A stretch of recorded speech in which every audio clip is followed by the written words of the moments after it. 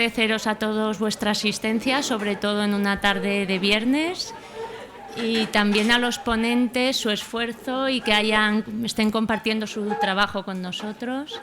Ayer decía Chus Lamas que la investigación debía ser un eje estratégico en la farmacia hospitalaria y que son los jefes los que deben liderar esto, pero realmente los residentes sois los que os tenéis que subir al carro. Y creo que esto, bueno, empezando así con pequeños proyectos, vais adquiriendo experiencia y esto puede ser un buen ejemplo de estos trabajos. Entonces, bueno, vamos a empezar. Les recuerdo, tenéis 13 minutos. Cuando llevemos 10 minutos, el semáforo pasará a naranja. ¿Vale? Pues vamos a empezar con Sara Ruiz, que viene del Hospital Universitario San Juan de Alicante y que va a hablar de la conciliación en una unidad de cuidados intensivos. Buenas tardes a todos. Yo venía a comentar un poco cuál ha sido mi experiencia clínica en el ámbito en el seno de la rotación de cuarto año en una unidad de cuidados intensivos en relación a un programa de conciliación. Como todos sabéis, en la rotación de cuarto año muchas veces pues nos encontramos un poco, cuando nos encontramos en la unidad clínica, un poco como fuera de lugar. Esto es porque muchas veces la escasa dotación hace que pues, o vayamos mayormente solos o con un adjunto como mucho, y los profesionales que se encuentran en esta unidad han estado años trabajando pues, sin tener codo con codo un farmacéutico. Entonces, esto hace que tengamos que primar mucho nuestro valor añadido para estar allí. Por otra parte, no tenemos un sitio físico asignado, con lo cual nos hace sentir más inseguros desde el punto de vista de que intentamos no molestar, también cogemos un sitio para trabajar y podemos estar quitándoselo a otra persona. Entonces, bueno, aunque esto favorece la integración, nos hace sentir también más inseguros. Por otra parte, queremos abarcar muchas tareas y la escasa dotación hace que no podamos abarcar todo, con lo cual tenemos que priorizar. Esto hace que surjan un montón de dudas y recurrimos normalmente a lo que más conocemos, la bibliografía, los datos que tanto nos gustan. Sin embargo, aunque esto viene muy bien como base, como parte del inicio, la realidad no siempre, bueno, la teoría no siempre tiene que ver con la práctica. Y aunque hay una base, los hospitales pues, son diferentes, las unidades son diferentes, los equipos son diferentes y dentro del mismo equipo incluso la gente trabaja de manera diferente. Entonces, bueno, lo importante es no llegar a esto y teniendo en cuenta esa situación que nos vamos a encontrar, pues poner en marcha una serie de etapas. Primero, habría que tomar un tiempo para la observación, darnos tiempo a sentirnos un poco perdidos para poder conocer el terreno, evaluar los procesos que se llevan a cabo allí, toda la dinámica de la unidad, los tiempos en que se producen, para que eso conlleve un posterior análisis en el que evaluaremos cuáles son los puntos débiles de los procesos y de qué manera podemos incidir en ellos, de qué manera encontraremos las estrategias que sean más aceptadas por el servicio en el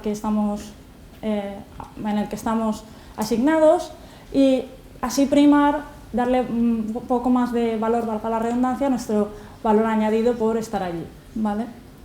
Esto se tendrá que traducir en un plan de actuación, organización, en el que pondremos de manifiesto todas las acciones que vamos a llevar a cabo, unos objetivos que habrá que, por supuesto, consensuar con todos los profesionales implicados para conseguir la máxima probabilidad de éxito.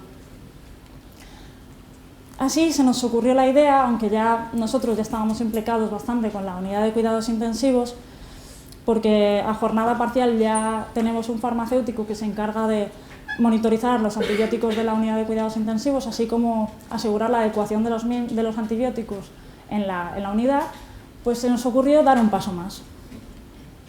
Nuestra UCI es una UCI con 13 boxes, ¿vale? Y todavía tenemos prescripción en manual, con lo cual estas son las gráficas que se utilizan diariamente. Por una parte llevan la prescripción médica, en la otra la evolución que registra enfermería y en la otra parte es la gráfica de las constantes del paciente, los balances de entrada y salida, así como el registro de la medicación de todas las 24 horas.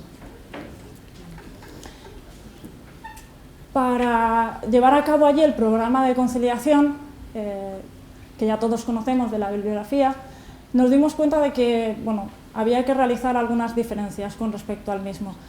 En una primera etapa se realizaba la revisión de la historia clínica, tanto nosotros la tenemos un poco mixta en informática y en papel, pero generalmente nos basábamos en Abucasis en la parte informática para revisar la medicación habitual que llevaba el paciente.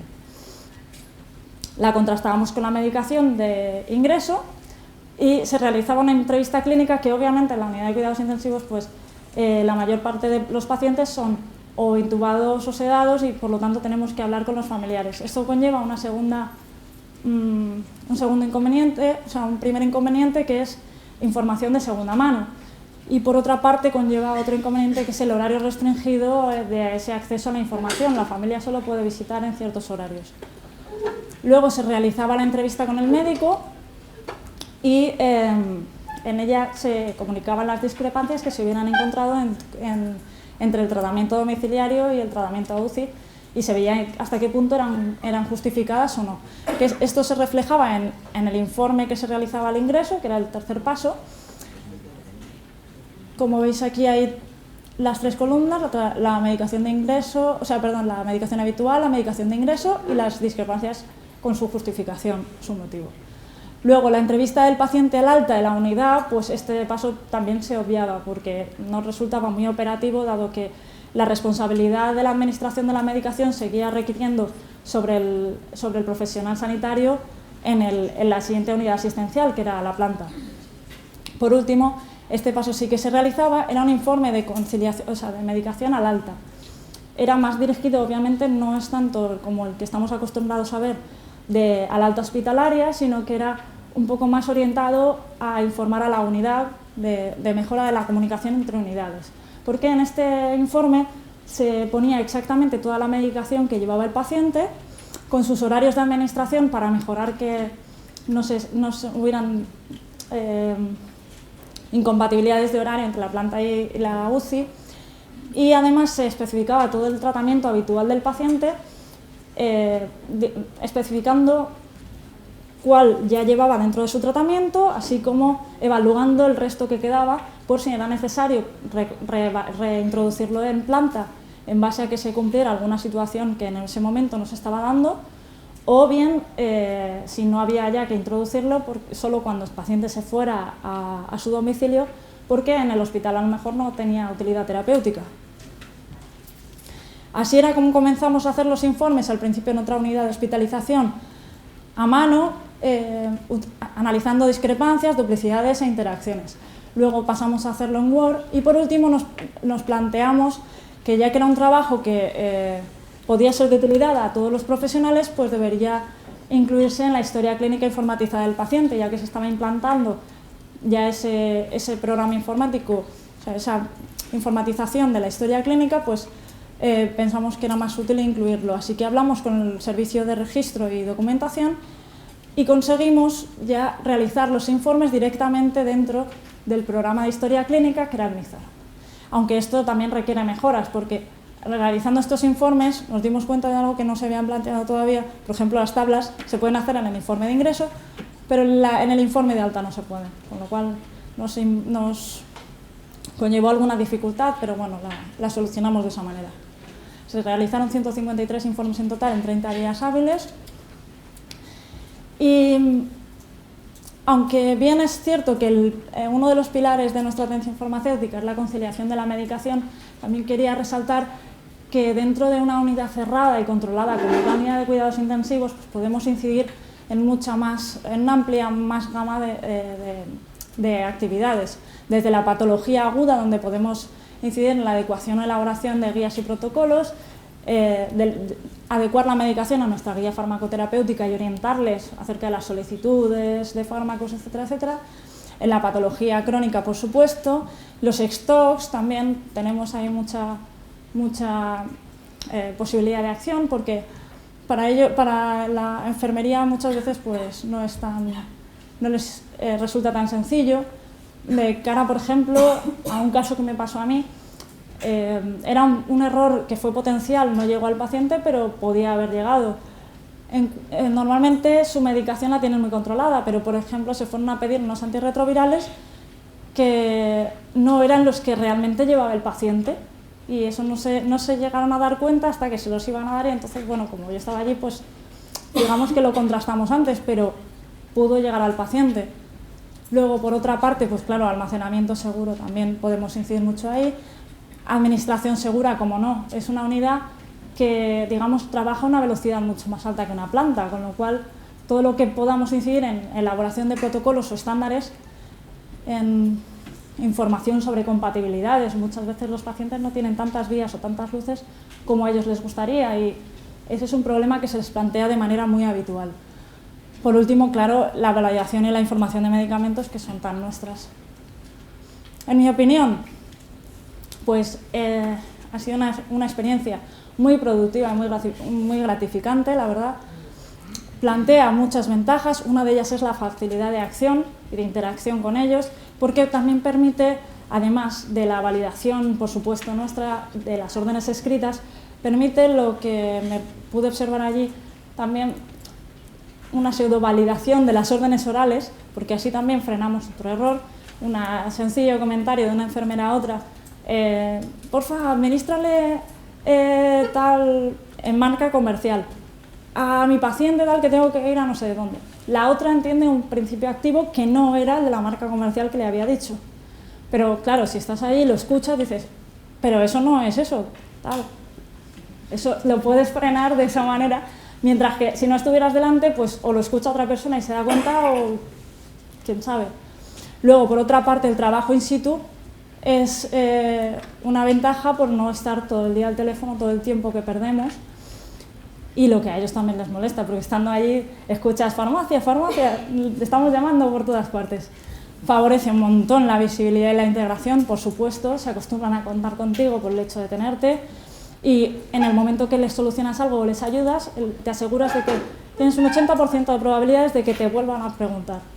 Y la única inconveniente es el trabajo a demanda, porque eso sí, aunque tenemos unos pacientes ingresados, también tenemos quizá unos quirófanos asignados que es posible que no se ingresen, pero claro, pueden haber más ingresos, luego son pacientes críticos que pueden cambiar su situación clínica de un momento a otro, y aunque pueden esperar darles el alta, a lo mejor realmente no se da, tienes que cambiar el informe, etcétera, etcétera, además de todas las dudas y, como hemos visto, el resto de competencias que se te pueden presentar mientras tienes además tu trabajo de base.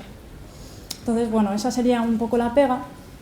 Y por otra parte, lo que también me parecía muy interesante transmitiros es la opinión del personal de la UCI, porque meses después de realizar mi rotación, pasamos unas encuestas desde el punto de vista de enfermería y desde el punto de vista médico. Como veis, lo que principalmente puntúan es que mejoramos la seguridad, el acceso a la información, la gestión de los stocks, ya sea estupefacientes, que a veces, bueno, ya sabéis, o del resto de stocks también, de la realización de pedidos y, por supuesto, mejorar el enfoque multidisciplinar de los pacientes, entre otros.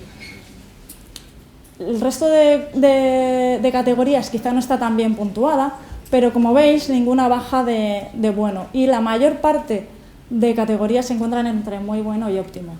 Por lo tanto, yo creo que hemos conseguido, al menos mayoritariamente, el objetivo de la integración que estábamos buscando, y desde luego pues a mí me gustaría continuarlo. Así que desde aquí os invito, con este camino que vi en Winchester una tarde, a continuar el camino hacia las unidades clínicas. Muchas gracias. Bien, ya hemos visto que parece que hay una satisfacción del personal de la UCI, y lo difícil de estos programas es siempre garantizar una continuidad. Hemos visto que hay contenido suficiente para un farmacéutico en una unidad de cuidados críticos, pero no sé si eso lo tenéis resuelto, el garantizar la continuidad de toda esta asistencia.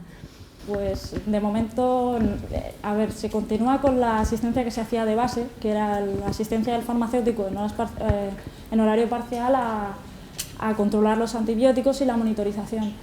Pero la verdad es que no, desde que yo me fui, pues en principio eso no se ha continuado hasta el próximo residente que vaya. Eso sí, tenemos los 3 meses al año de rotación de cuarto año de cada residente. O sea, a mí lo que me gustaría, sí es cierto que... tenéis 6 meses al año en total. Para continuarlo, sí, me encantaría. Pero claro. ¿Y ellos no os han solicitado nada? ¿No han pedido tener un farmacéutico adscrito a...? Bueno, de momento no. Cuando pasé las encuestas me dijeron, pero si nosotros queremos que venga uno ya, tal, no sé qué, pero el tema es que, pues no, solicitarlo no lo han solicitado. Desde luego el jefe no ha manifestado nada parecido.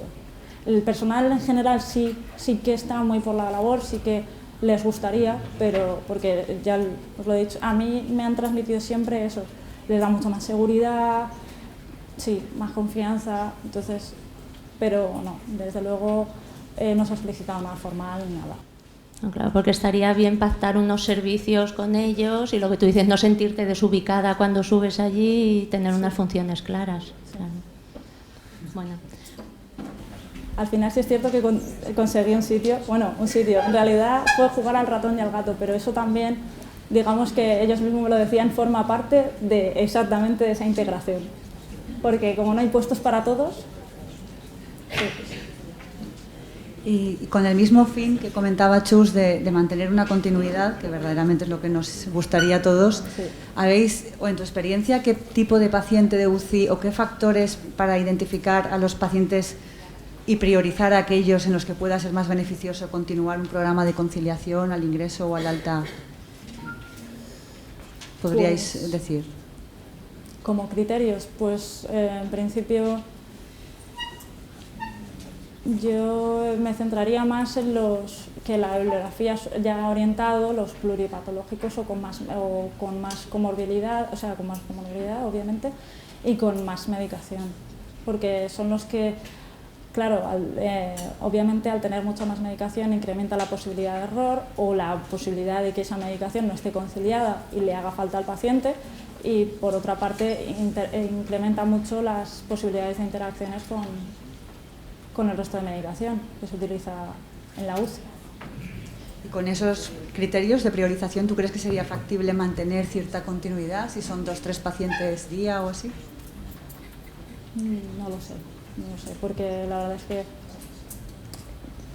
eso tendría que ocuparse la farmacéutica que lo lleva y el residente, en todo caso, de primer año. Entonces está difícil porque tienen otras cosas aparte de todo eso.